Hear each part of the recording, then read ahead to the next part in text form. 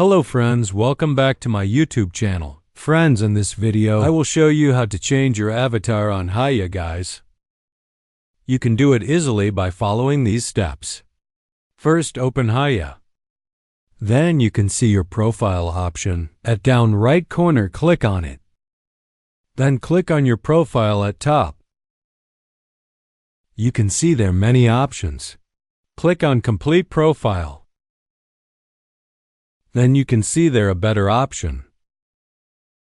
Click on it. Then click on Album. Then click on While using the app. Then select anyone you picture which you want. Add as a filter. Then click on Carry Out. Finally, guys, in this way you can easily change your avatar on Haya.